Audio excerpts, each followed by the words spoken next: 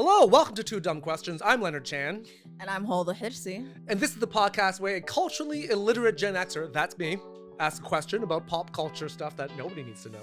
And a not yet ready for adulthood millennial asks questions about practical life knowledge they should already know about. So how this works is we're each going to ask a dumb question.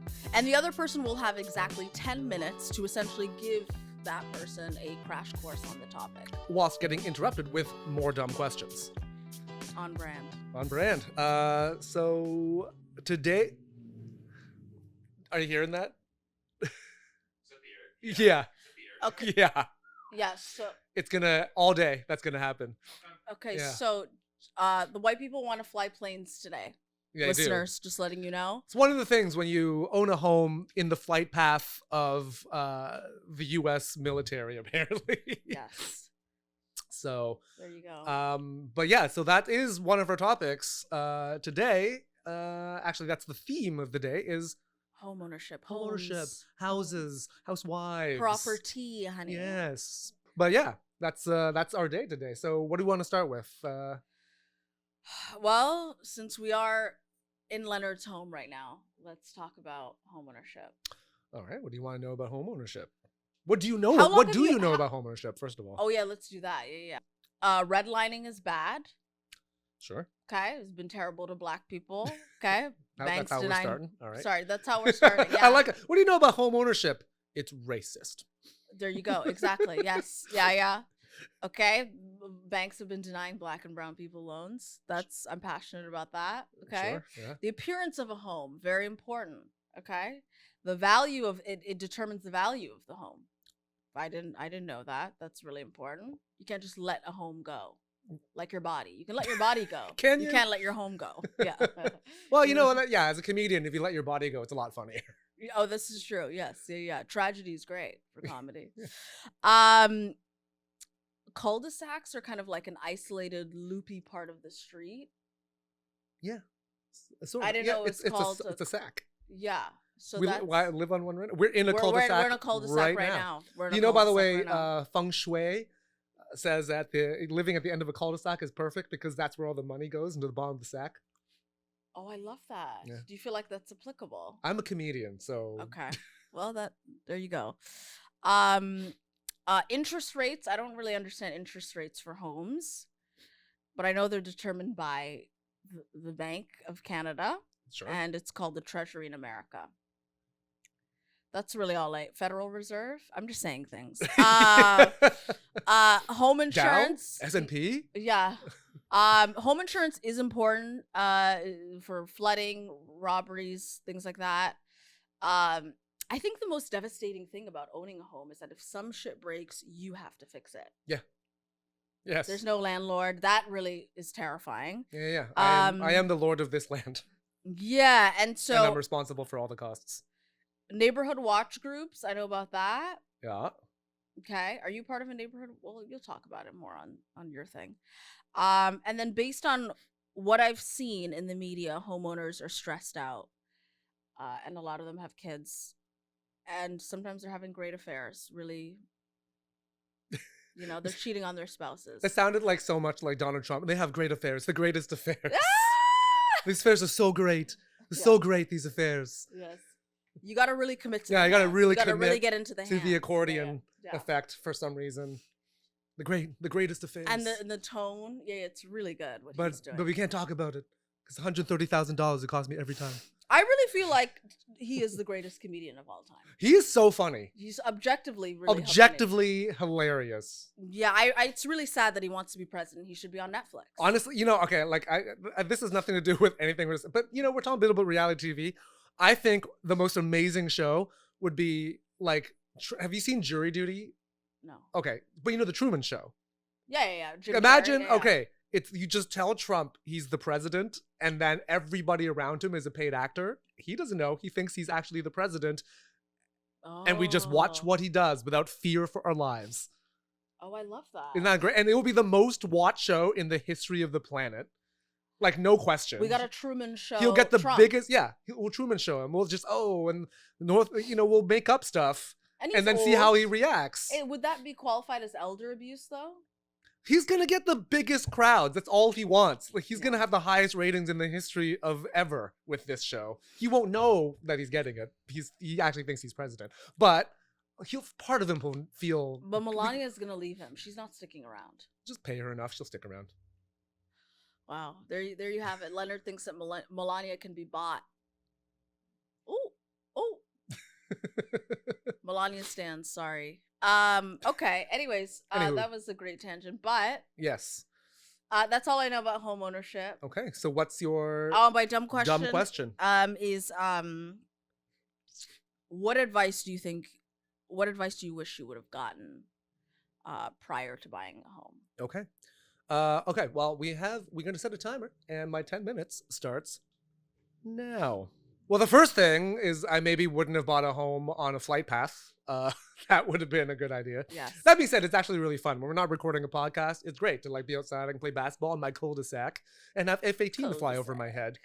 But I'd say like the number one thing that everybody needs to know is like, yeah, you buy the home and that's not where it ends. Like just everything costs money. Like, so the most important thing you need for when you buy a house is a savings account. And okay. And a bucket. Okay. Yeah. So what do you think is sort of like the minimum amount of savings you should have once you buy a home? Well, it depends on the cost of the home. Because like every year the maintenance is like, you should put aside like 1% of the value of the home as what you're going to have to put into it in maintenance. Oh my God. Yeah. It's expensive. So if your house is $1 million, like every year you're gonna have to spend $10,000 on the house, no question. Wow. Well, so look at me feeling good about being a millennial that rents. Yeah, no, it's maintenance. It's like shit breaks. Yeah. The second you sign the deed, everything will break. Like I remember actually, like I before I was a comedian, I was working as an engineer. So, and then I got let go. And then literally that day, the dishwasher broke and the stove broke. And I was like, of course. Oh, like broke. Broke. You had to like replace dishwasher stopped working. Stove stopped working. I was like, motherfucker. And I had to like replace it all. And it cost like, and that How much did that cost? Dishwasher, like $2,000. Stove, like $3,000. Oh, and then the stovetop also broke because, my wife balanced like an olive oil thing on top of it to like... Shout out to Jackie. To get all the drip. And then I accidentally knocked it over and then went and shattered the So it was really a top. collab. Yeah. We're married. We're I'm saying together. you both, contributed to Exactly. the demise. Yeah. Yeah. As, we share. It's... Yeah. To, Okay. to have and to hold. Well, you started off that story really blaming Jackie. Oh, I said... That was the setup. I was the punch. Okay. Yeah. All right. Okay. I'm Jackie. I'm on your side, girl. Of course you are. Yeah. But no, everything costs money, man. And everything, repairs, all that stuff. I would say the other thing is like, learn when to DIY and when to call a professional. All right. Okay. Because it's like you can save money, but you can also lose a finger. So like, because some people are like, oh yeah, I can totally fix this on my own. I can do garage door repair. And it's like, no, you're going to lose fingers, buddy. But like, I can fix a toilet. Like I can look up on YouTube and figure out how to fix a toilet. You fixed your toilet before? Yeah, it's so easy. Toilet repair is like the easiest thing. So easy to fix a toilet. YouTube, basically, like all the shit like a dad would teach somebody, you can just get on YouTube. It's like they've replaced dads are replaceable. 100%. Leonard has said it here on the pod. Yeah. Shout out to Leonard's dad, Mr. Chan. I don't know why I did that. He's still alive. I had lunch with him yesterday. Oh my God, why would you do that? I don't know. I'm gonna edit this and we're gonna show just this clip to your father. I would say the big thing is don't get a mortgage. That is what the bank says you can get. So don't trust the bank. Don't trust the bank. Like get a mortgage smaller than what the bank says you can afford. Because they're going to want to like give you the biggest mortgage you can possibly get. And then you're just paying them a shit ton of interest. And you're going to end up like anything happens, like you're in trouble. Like you're going to be house rich and cash poor. And that's not a fun way to live. It's just, you've just created a financial prison for yourself. So don't do that. Okay. Is there like a rule of thumb? Like if the bank suggests, hey, get a mortgage this size, whatever.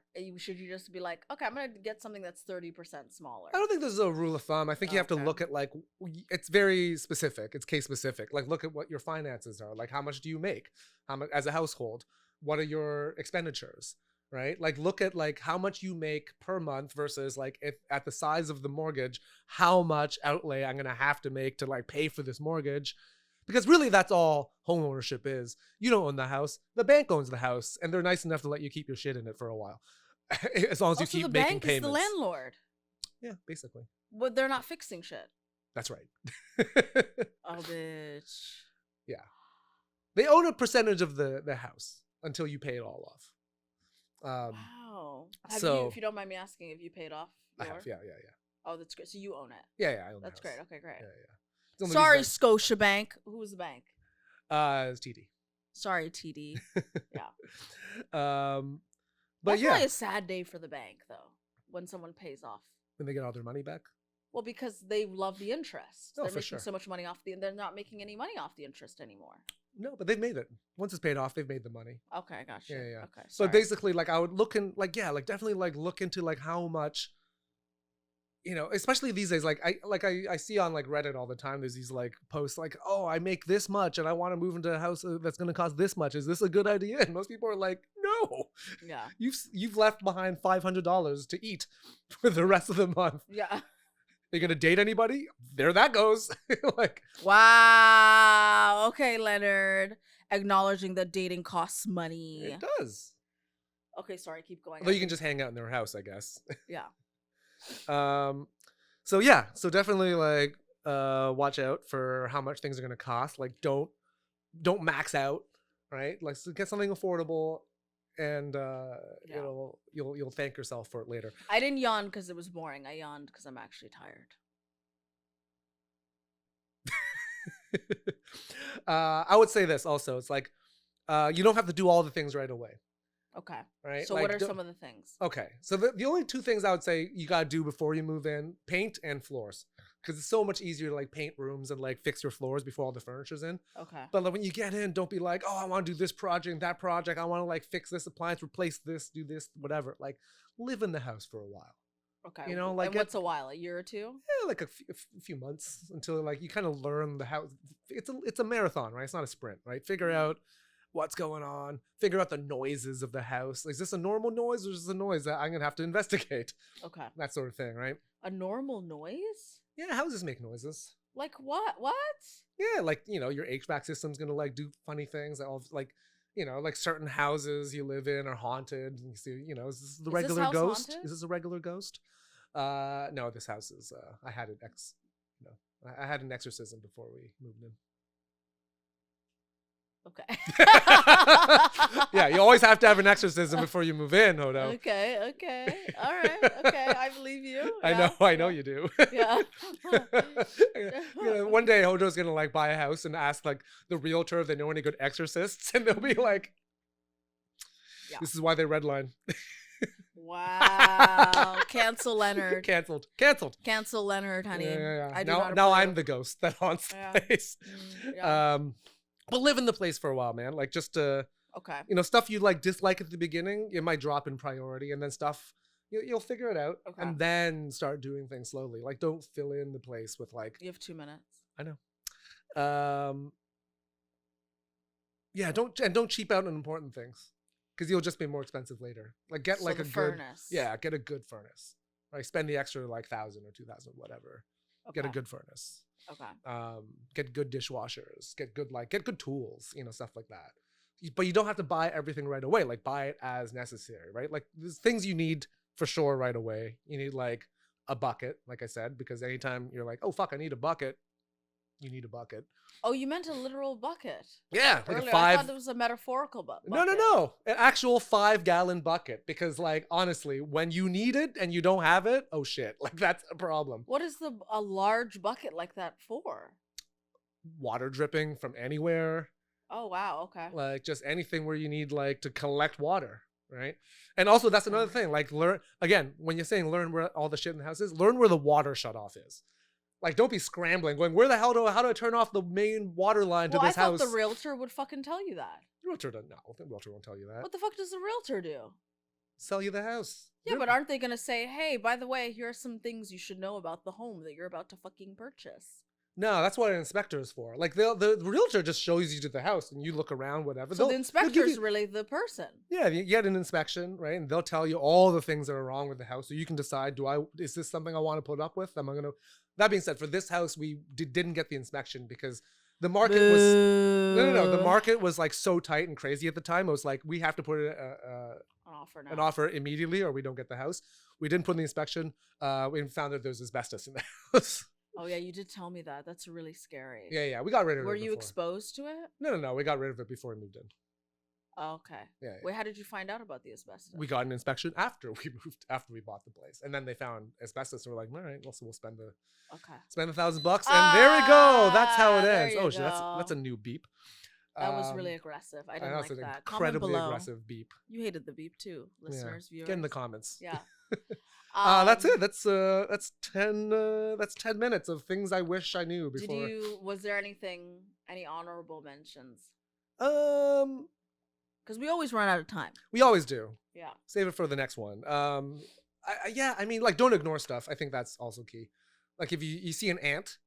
Oh, bitch. Investigate. Pests. Is this just one ant? Or is this like a bunch of ants? Because we have ants, like, eating our house. I could hear them, like, in there, like, just eating. I have to kill them all. There were ants eating the house? Yeah. Where? In the front. So then I had to, like, put out the ant traps and, like, just genocide for the greater good. We are colonizers. Humans are colonizers in the animal kingdom. Because this is really their land. And look at us being like, we're going to buy a house. I know. And nobody's doing, like, land acknowledgements for ants. Nature, period. I felt like so Zoolander. What is this? A land acknowledgement for ants? Yeah. A Zoolander reference. Honey, Gen X, honey. I'm old. I mean, I watched Zoolander as a child. It was just reruns. As a child? It was like reruns on television, you know? I watched it as a full-fledged adult. Wow. In theaters. In the theater. In the theater. Okay, wow. Yeah. Wow. Okay. Well, that was... Homeownership. I've learned. Things you need to know. That was riveting. I learned. Yeah. I did yawn a couple times. I'm not going to lie. Yeah, that's how riveting it was. You're yawning right now. Sorry, but it's just, it's so interesting. I feel... Oh, is it? No, because my feelings after you explained everything was, I felt like, oh, wow, owning a home is what a great accomplishment. But at the same time, I felt, wow, you're so lucky to also not own a home. Yeah, it has its ups and downs, right? Like if you don't own a home, you're not responsible for everything the shit. Like I came home one day and like water was dripping from my ceiling, and I was like, well, fuck. Oh, this is when you owned the condo. Well, that also happened when I owned the condo. Water dripped from the ceiling, but it was the other. But there's a condo building manager to fix that shit for me because it was the person above who like let it leak. But like a few months back, I came to this house, water's dripping from the ceiling. And then the whole ceiling caved in, and I was like, "Oh, great!" And it was in the living room. It was in the upstairs room because water had gotten into the attic, and because somebody bought a roof inspection off of Groupon. Don't do that. You did that? No, I didn't do that. Somebody. Shout out to Jackie. This is the pod where you are also throwing your wife under the bus. No. I'm stating facts. She's lovely. Conveniently stating all the facts where she fucked up. No. She makes this house a home. There you go. How's that? Isn't that sweet? Oh dear, you got that off Instagram or something? Some sort of Instagram quote? Oh yeah, no. I saw it on a pillow on Etsy. Yes. Oh my god. All right. Well, there we go. Homeownership. And now. And now, the corollary to. The reality TV pop culture. The Real Housewives. A pillar of pop culture. Yep. We love. Okay. Which I have literally never watched a single episode. Yeah. I gotta put you on to just one episode. I'll find a really good one. Okay, find me like the quintessential housewife episode, and I will watch it. And comment below with what episode you think Leonard should watch. Yeah, and then we can do a bonus episode. I'll watch it. I'll comment in real time. Yeah, that's great. Yeah. No, we'll do that. Please let us know. Yeah. Okay, so what do you know about the Real Housewives? So little. I know that there's several iterations of it. Like there's the Real Housewives of Vegas, Atlanta, Dubai, Toronto. I think there was a Toronto and a Vancouver. I think at one point. All right. Okay. Anything else? There's basketball involved. I think some of them married like an NBA player. I want to say Pippen? Is it Pippen? Is it Larsa Pippen? Yes. Hey, look at that. There you go. Only because I watch the NBA that I know any of this stuff. Yeah. Yeah, I guess my dumb question is... What is your dumb question? What do I need to know about the Real Housewives? I mean, I really don't need to know. I've gone by like 46 years knowing nothing, and it's been You're fine. 46? Yeah. Asian, baby. Well, I just didn't know it was 46. What did you think it was? I don't know. Maybe like 43 or 42. It's not like... Do you know what I mean? I guess. 46 just feels a lot closer to 50. Because it is. You know what I mean? Yeah. Emotionally, it just feels a lot closer to 50. Yeah, I have a lot of emotions about it. Yeah. No, but you'll be fine. We'll see.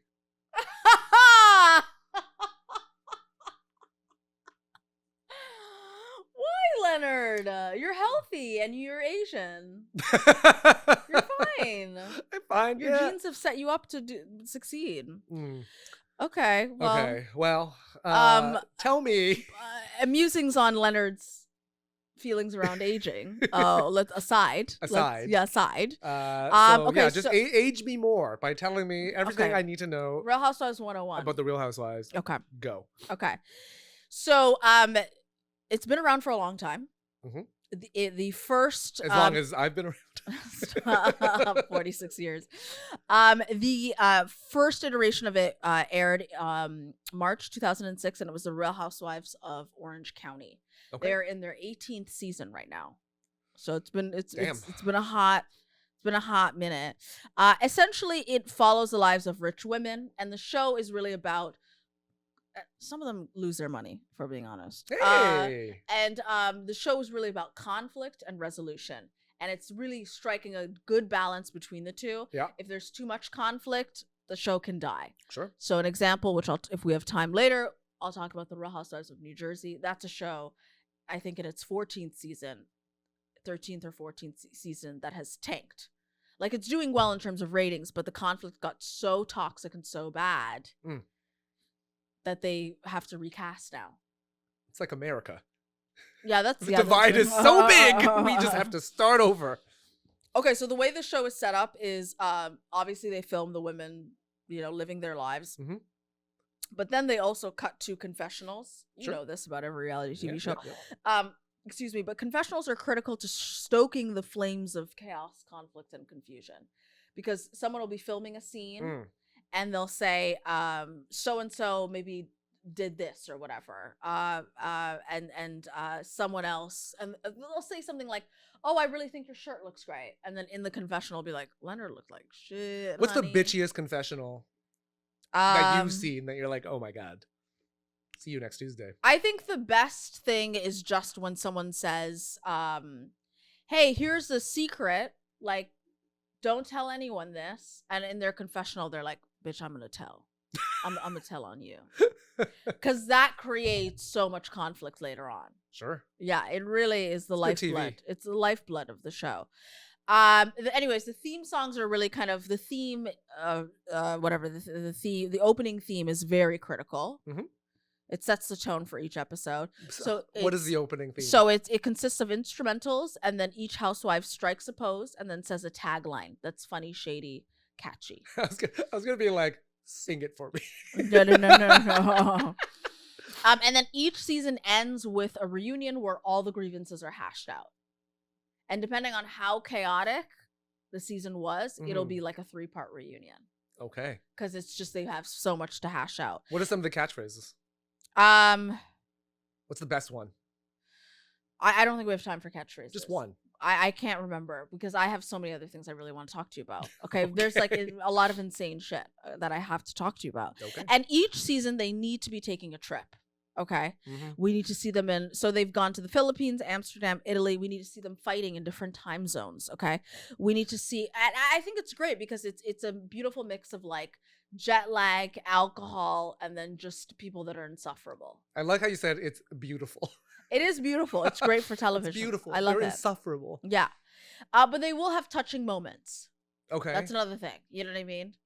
Just to balance out the because you know cuntiness. it's too much if it's cunty all the time. Yeah, you have to have like You know what I mean? the right proportion of cuntiness. Yeah, and so like whatever the opposite of cuntiness is. someone's child is sick, they'll like comfort the woman in a really genuine way. Someone's going through a divorce. You know what I mean? Anyways, Imagine there's a lot of divorce. Yeah, of course. So the U.S. franchise has 27 spinoffs. Jesus Christ. Very successful. Beverly Hills, Miami, New Jersey, Dubai. You were right about that. Dallas, Potomac. There's a bunch of them. The most successful international cities are Dubai. That's like the women on that. The casting for that has been phenomenal. There's also spin-offs. So Lisa Vanderpump used to be on the Real Housewives of Beverly Hills. Right. Oh, that's what the Vanderpump Rules is. And right there you go. And then the very successful spin-off was Vanderpump Rules. I had no idea. I was like, oh, is this like some weird... There was like a Ryan Reynolds thing called like Vanderpump something like ages ago. I can't remember. Yeah. So one of the waitresses on Beverly Hills in Lisa's... Waitresses working in Lisa's restaurant was having an affair with a man whose wife was on the Real Housewives of Beverly Hills. Ooh. So you see, we love that. Anyway, so Andy Cohen is the mastermind. Yeah. He's kind of like the face of production. He's the executive producer, and he's the one that hosts all of the reunions. He's the game master. I love him so much. He's also turned himself in a way into a character.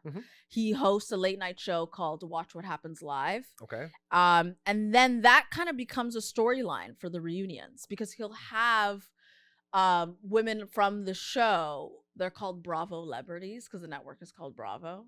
So Bravo Celebrities. He'll have them on the show and he'll ask some really shady questions. They didn't really workshop that very hard, did they? Bravo Celebrities. Anyways. And he'll have them on the show and he'll ask some really shady questions. Like? And that'll really upset people. At BravoCon, this was a shady question that was really being asked. So they have like conventions where all the cast members meet and they'll have panels and they'll sell merch and do meet and greets. So one of the shady questions they asked Erica Jane who's the next Bravo couple to break up? And she said Dorit and PK from Beverly Hills, and those were rumors, and I think they are going through a separation now. Oh, so. But that was that pissed her off, and rightfully so. She was mad. Dorit was furious with Erica about it. But she wasn't wrong. She wasn't. No. Okay. So a couple of my pet peeves. I have some pet peeves with the show. There's like this kind of accepted sexism. Okay, explain. Where people go, oh my God, the women are so catty and materialistic, and it's like, honey, the producers are geniuses. They're not casting regular people. They're casting insane people. Of course. Okay. So here are kind of like the character types. You'll have the mean girl with a heart of gold. Okay, so that's Erica Jane, Giselle Bryant. These names mean nothing to you, but I'm just going to say it. So they mean nothing to me. And do they mean anything to you? If they do... Well, because you don't know who they are because you haven't watched it. We need a group of women that love alcohol. There can be maybe one or two sober people, but everyone needs to be drinking. Like, it's super important because that alcohol fuels all of the fighting. Hoodo's drunk right now, just FYI. Yeah. No, I naturally can do this on my own. We need people that don't know how to keep a secret. That's very critical. Super, super important. As I mentioned earlier, we need grudge holders. People that just can't let things go. Okay, that's very important because you'll have conflict go on for like three episodes or something, and it's great. We also need. It really sounds like marriage material. All these people. Shout out to Jackie. She's none of these things. That's why. That's why it's working great. Yes. Most of the cast cannot be in therapy. They cannot have self-awareness. Oh yeah. You can't solve your problems. Okay. Yeah. We can't. And we need people that make everything about themselves. So we need narcissists on the show. That's very important. We also need people that don't know how to say sorry or take accountability. Very critical. I know I can see that I'm running out of time. Okay, so those are some of the there are different character types, but honey, we're not going to go through everything because we have a lot to cover. Catchphrases are very important. What? Catchphrases are really important in the Housewives universe. Yes. So Nene Leakes is the most iconic one, in my opinion. And it can be very simple. Hers, one of her really popular one, is when she said she was really upset at this other person, Kenya, and she was like, "So nasty, so rude," and it's just like her delivery. I'm not even honoring it, but it was really good. One of my favorites that really makes me laugh is Jen Shah, who was the first Muslim housewife. Okay. And she was on the Salt Lake City Okay. one. And she said she was mad at someone else. And she was like, "You're going to go with Mary, who fucked her grandfather?" And this was in reference to Mary Cosby, who married her step-grandfather. Mary Cosby, like, any relation? No relation. Okay. And it was a condition of her inheritance in the Pentecostal church. Wait, hold up. She had to fuck her grandfather to get her Step-grandfather. Step-grandfather. She had to marry. Her grandmother was like, "I need you to marry." God, the front page of Pornhub has gotten crazy. Yeah. So, well, I don't want to know what you're searching. Oh, it just comes up. Oh, it does? Yeah. I don't know, maybe it's my algorithm, but it does come up a lot. Oh, shout out to Jackie. Okay, so that is really funny. I think also one of the most memorable ones was Teresa from New Jersey getting really mad at Danielle and flipping the table, being like, "Prostitution whore, you were engaged 19 times." By the way, there are like other, like a grandmother there, whatever. She flips the table, silverware everywhere. Sure. Anyways, so Good TV. The financial arc is also really important on the Housewives. People are losing money, they're getting money. Okay. Marriages also. Who went from the biggest, like the highest high to the lowest low? I think Erica Jane is probably the biggest one, and we have to do a whole episode on her. Okay. You have 4 seconds. Sum up Erica Jane in 4 seconds. Married to a big-time lawyer. Fuck.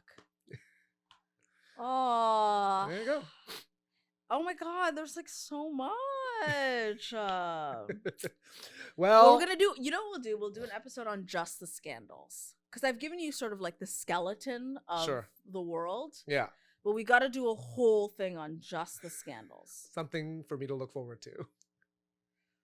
Wow, you're not even good at dialing it in. No. Yeah. Yeah. You yawn, I snark. This is true. Okay, well, what's the one top line thing that you didn't get to that you're like, you have to know this? Well, I can just say something I find super, super interesting. Okay. Is the show gives, because a lot of these women have become millionaires off of the show. Yeah. But it really does take, because the quality of their lives have really gone down. Yeah. I mean, it's. Well, they're living in a like. Glass house. In a glass house, in a fishbowl. Yeah, it's really dark. Like, some of them have gone to jail. Their marriages are falling apart. Some of them, their kids aren't speaking to them. It really does get dark. Yeah. Because also you can't be stable and still be a consistent cast member. I don't think. Well, no, of course not. So that's the whole point. You're not allowed to go to therapy. You're not allowed to be stable. You're not allowed to listen. Some of them are in therapy, but I think what it is you still have to maintain some sort of like terrible personality trait. Either you're shady, you're nosy. You could still be in therapy, but you can't be good at it. You can be in therapy, but it can't work. It can only work up to a certain point. Right. Yeah, that's what I think. Okay, it's enough that you won't. You can't be fully healed. Yeah. You can't be fully healed. No. But yeah, there have been some really dark moments on the show. What's the darkest? The darkest one was, I believe her name was Taylor, and it was like maybe the first or second season. I like, first of all, past tense is already being like, I believe her name was Taylor. Like, what happened? How dark does this get? Remember that lady with that was crying, and it was like the cat meme that went viral? Yeah. Taylor, that's her. Okay. We'll insert that image in post so you guys know what we're talking about. But her husband apparently was abusive, allegedly. And don't sue. He went bankrupt. Something happened financially. Okay. With his businesses, and then he killed himself. And they had like a 7-year-old kid. Ooh. And this was all sort of happening on the show. Ooh. All right, that's pretty fucking dark. Yeah. And she naturally had to leave the show. naturally. I mean, you had to. Yeah. For the sake of your kid. Yeah. And for yourself, really. So that's probably the darkest. Yeah. That's pretty bad. Yeah. It's pretty bad. Yeah. Well, hard pivot out of suicide. Yeah. How do we Oh no. I mean, how do we I mean, you asked. I did ask. I didn't know it was gonna go there, but that's fine. Yeah. It's like, how do we What did you think the darkest thing was gonna be? I don't know. I thought it was gonna be funnier than that. Yeah. I don't know why I thought it was you gonna asked be like, for dark and I delivered. delivered. No, you delivered. I thought it was gonna be like absurd dark, and not like, oh, financial ruin and suicide. Yeah. You know, because like, yeah, that's a closer. Like, how do you keep going? Suicide is a closer. Yeah. Truly. The ultimate closer. All right. Well, let's see. What's the well, so what have you learned? What's your takeaway? Yeah, our takeaways. My takeaway is that everybody on reality TV is on reality TV because they're crazy and therefore interesting. But the problem is, I feel like we live in society now. Everybody's like, this is what I want out of entertainment, and I want to see more of this, and it's infected everything else in life, including politics, which is why. Okay. Before we get demonetized off YouTube, because we've said it so many times, you know. Okay, so that was your takeaway. Those are my takeaways, is that I think reality TV is ruining the world. Literally. Really? I think it provides a lot of comfort, actually. I think it can, Without getting demonetized, there have been a lot of wars at the time of this recording. Yeah. That have been really stressful to watch, you know? Yeah. See, you know, and I, you know, it provided like a really great escape for me. Shout out to the women of New Jersey. I appreciate that. I appreciate that that it's entertainment and it's escape for but you. They're in their own prison of their own making. But like, and everybody else is like, watch this. This is entertainment. Fine. If it's, you know, providing escape, I think that's useful. But the problem, I think, is just the way that it's affected people's perception of reality now, where people think like, you know, like everything has to be dramatic, everything has to be this, everything, and like things aren't real anymore, and people are okay with things not being real. They're like, as long as it's like it's entertainment, and it's like. Okay, so that is your takeaway, and that's valid. I do think reality TV is like a drug, you know. Yeah. Enjoy in moderation. It's like salt. Enjoy in moderation. I don't know why I said drugs as if I take drugs. But I like you're like, it's drugs. It's like salt. Oh, but I don't even. I was like, I don't know. I feel like we have very different definitions of. Well, because I know a lot of people drug do drugs. Use. I know a lot of people do drugs, but just snorting that salt, just doing lines of salt. No, but I just think like, you know, because my parents, you know, high blood pressure, all that stuff. I just think enjoy in moderation. You know? I mean that's life in general. Everything should be.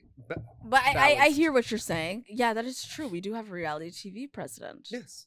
Former president. Yes, and that's at terrifying.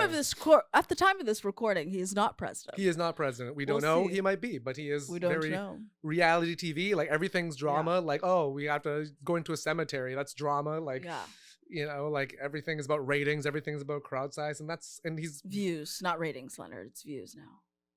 I'm being honest. Oh, I'm just saying what Donald Trump says. Oh, okay. He says ratings because he's even older than I am. Yeah, that's true. And that's what he knows. Silent generation. Yeah. He's not even a boomer. He's silent generation. He's not that silent. Yeah.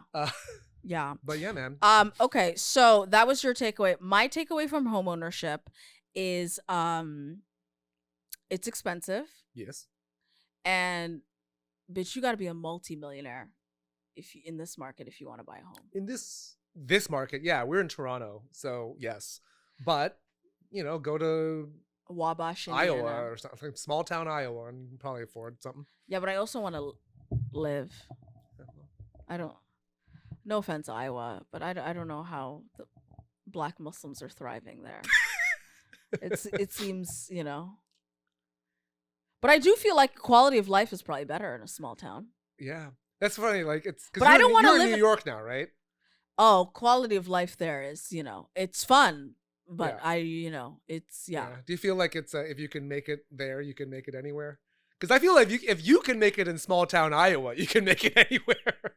You know, we had a great run, and so thanks for listening to the podcast. That is my takeaway. It's just sort of expensive. You have to be rich, and I'm not ready to be a homeowner. That was. And you don't have to be. I'm not ready right now. No. And the I market- pray that the housing bubble bursts. Thanks. Sorry. Yeah. Because then I want to buy a house, bitch. Yeah. It's fine. I'm not. Prayers moving. up. I'm not Housing moving bubble anywhere, burst. so it can burst as long enough for Hoodo to buy a house, and then And also, you own this come house. back up again. Exactly. Yeah. You own the house, so it's fine. Gigi doesn't own the house. You're good. Well, if I'm not selling it, then it's fine. Well, you're not going to sell it. I'm not. Yeah. But if I wanted to, and the housing market bursts, that's not good. Yeah, you're fucked. But luckily, you're not buying. You're not selling. That's right. Yeah. All right. Well, thanks for listening to the pod. Yes. Thank you so much for tuning in.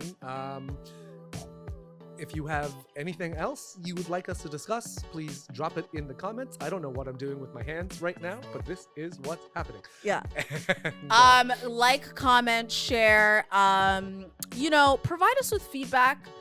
Maybe constructive. No hate speech. Thanks. And as Leonard said, let us know what other topics you want us to cover. thanks for tuning in. Bye. Bye.